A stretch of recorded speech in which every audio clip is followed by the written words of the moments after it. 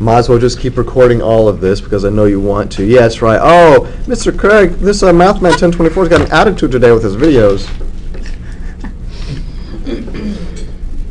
Yeah, I want you to go show all of your friends that this is my teacher. That's his hand. Yeah, that's his. You want to see the inside of my nose again? No. Man, that's a long number. I'm sorry. So? Oh, but it's a negative, so I need to like do 1 over, right? It's not an exponent. No. It's not a negative exponent, so you're not going to do 1 over. Good. How can I rewrite this in terms of a radical? What radical? What's the index? Fifth root It is the 5th root of that long number. of negative 32,768. Now I could put a square inside here, but that's not going to be good. Times the whole thing. Excuse me? Times the whole thing by 2? Put parentheses Square the around whole it. thing. Put square. You want to square it. Squaring is different than multiplying times 2. So you got to look at your power sheet. Is there any help here? What's the 5th root of negative 32,768? 8. It's 8? Yeah. Who agrees with 8? Put your hands down. Oh, It's negative 8.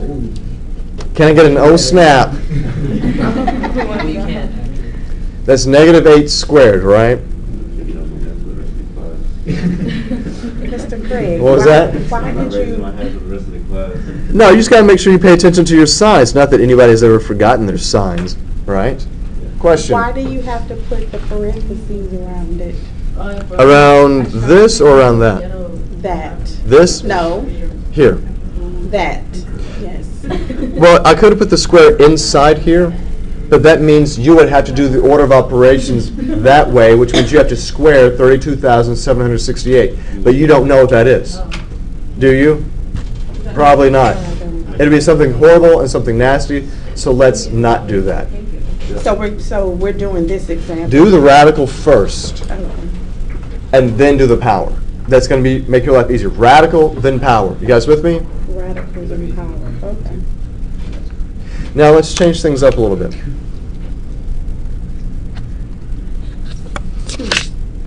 Now I want us to, let's simplify this.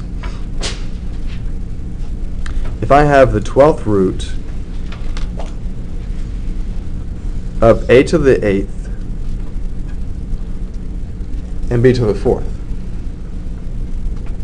In order for me to simplify this, I'm going to need to rewrite this using exponents. What does the 12th root mean as an exponent? To divide by?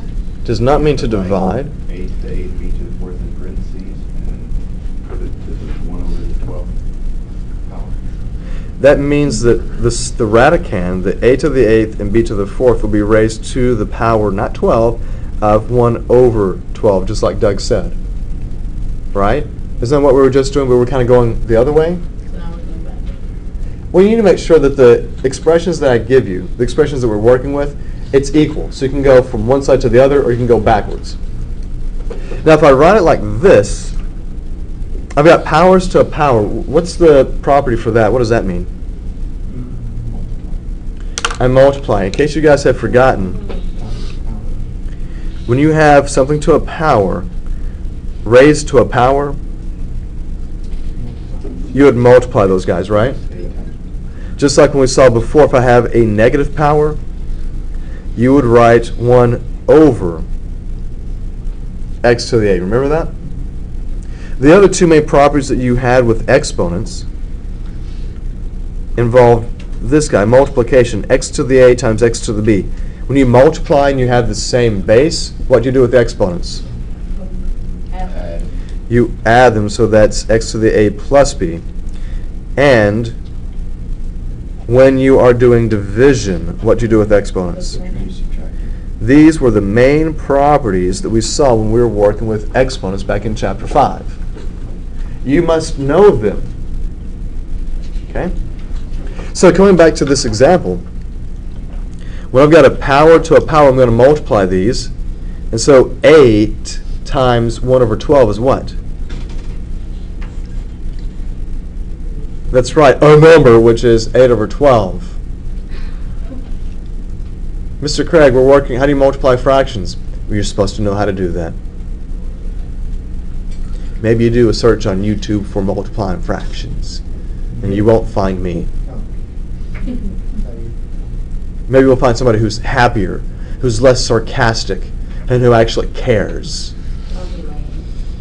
Yeah, totally lame. That'd be horrible. So that's b to the 4 over 12.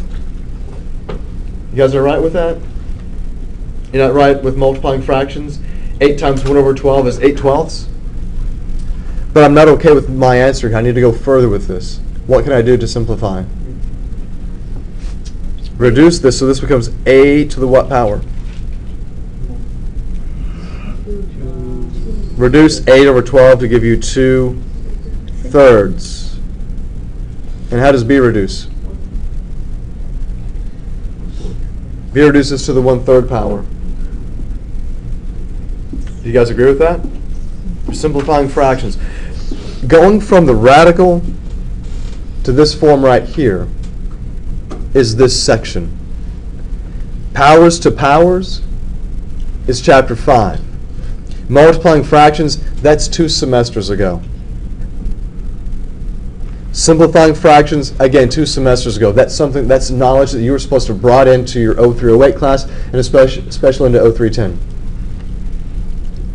Notice that both of these guys have a denominator of 3, right?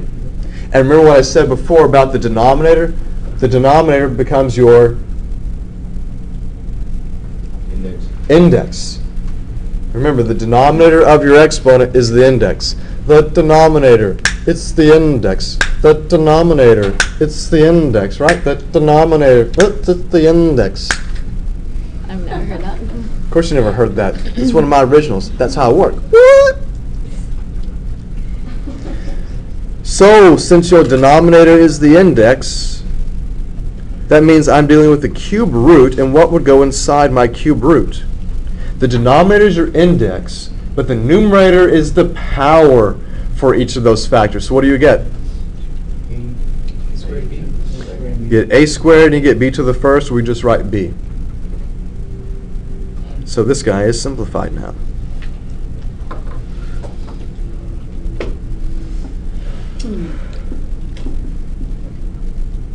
If you think that's amazing, just wait until the next video.